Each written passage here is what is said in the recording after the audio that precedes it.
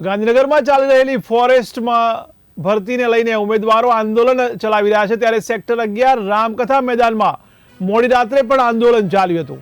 ત્યારે forest bit ગાર્ડની ભરતીને લઈને ઉમેદવારો મેદાનમાં જોવા મળ્યા હતા। ત્યારે વહેલી સવારે વિરોધ કરી રહેલા ફોરેસ્ટ ઉમેદવારોની અટકાયત કરવામાં આવી છે।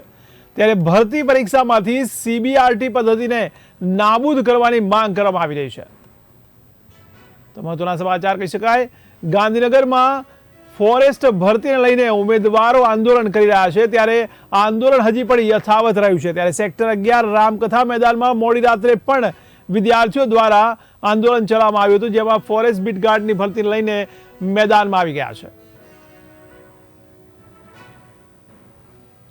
ત્યારે વધુ માહિતી માટે વિરેન મહેતા અમારા સંવાદદાતા જોડાયા છે ફોન લાઈનથી। જી વિરેન, શું છે સમગ્ર બાબત?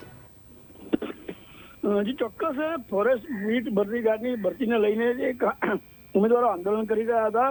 છેલ્લા એક અઠવાડિયાથી આ આંદોલનની પરિસ્થિતિ નિર્માણ થઈ છે। જ્યારે વાત કરવામાં આવે તો છેલ્લા એક અઠવાડિયાથી આજે આંદોલન ચાલી રહ્યું હતું કે ગઈકાલે મોટી સંખ્યામાં જે ઉમેદવારો હતા તે ગાંધીનગર સેક્ટર 11માં આવેલા રામકથા મેદાનમાં પહોંચ્યા હતા અને ત્યાં એમણે આંદોલન શરૂ કર્યું હતું। સૂત્રોચ્ચાર સાથે, બેનરો સાથે તેમણે દેખાવો કર્યા હતા અને તેમની જે માંગ છે તેમાં ભરતી પરીક્ષામાં સીબીઆરટી પદ્ધતિ નાબૂદ કરવાની માંગ છે, તેમજ ફોરેસ્ટની બીટ ગાર્ડની પરીક્ષા લીધા બાદ સીધા નામ જાહેર કરવામાં આવ્યા હતા। તેમાં કોને કેટલા માર્ક્સ આવ્યા તે જાહેર કરવામાં નહોતું આવ્યું, તેનો પણ તે લોકો 120 જેના ભરતીમાં તેમનું નામ હતું અને પરંતુ 140 માર્ક હોય તે લોકોનું જે મેરિટમાં નામ નહોતું। સાથે 4 લાખ જેટલા ઉમેદવારોએ આ પરીક્ષા આપી છે અને ફોરેસ્ટ ભરતીમાં નોર્મલાઇઝેશન કર્યા બાદ અનેક ઉમેદવારોના માર્ક્સ પ્રસિદ્ધ કરવાની પણ તેમની માંગ કરી હતી।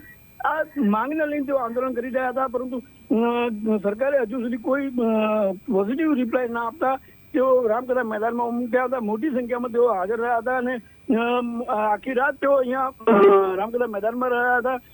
રાત્રે તેઓમાં ત્યાં જ રાતવાસો કર્યો હતો અને સવારે વહેલી સવારે પોલીસે તમામને ડિટેન કર્યા હતા અને ડિટેન કરીને તેમને અહીંથી રામકથા મેદાનમાંથી ખસેડવામાં આવ્યા હતા। ક્યાં લઈ ગયા તે હજુ નક્કી નથી, પરંતુ તમામ જે ઉમેદવારો અહીંયા જે આંદોલન કરી રહ્યા તમામની અટકાયત કરવામાં આવી હતી। જી, તો વિદ્યાર્થીઓ ખાસ કરીને ઉમેદવારો સીબીઆરટી પદ્ધતિ નાબૂદ કરવાની માંગ કરી રહ્યા છે, ત્યારે તંત્રનું આ બાબતે શું કહેવું છે?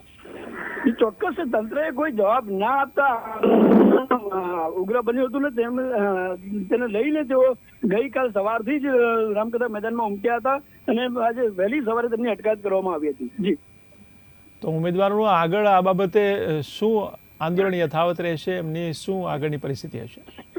જે પ્રમાણે આંદોલન ચાલી રહ્યું છે તે પ્રમાણે કહી શકાય કે આંદોલન યથાવત રહેશે જ્યાં સુધી સરકાર કોઈ નિર્ણય નહીં આપે, પોઝિટિવ નિર્ણય નહીં આપે ત્યાં સુધી ચોક્કસ આંદોલન ચાલુ રહેશે તેવી પરિસ્થિતિ હાલ જોવા મળી રહી છે। જી વિરેન, આપનો ખૂબ ખૂબ આભાર।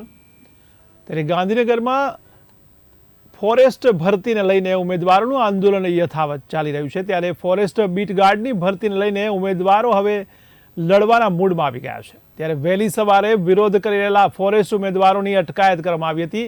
ત્યારે ભરતી પરીક્ષામાંથી સીબીઆરટી પદ્ધતિને નાબૂદ કરવાની હાલ માંગ કરાઈ રહી છે।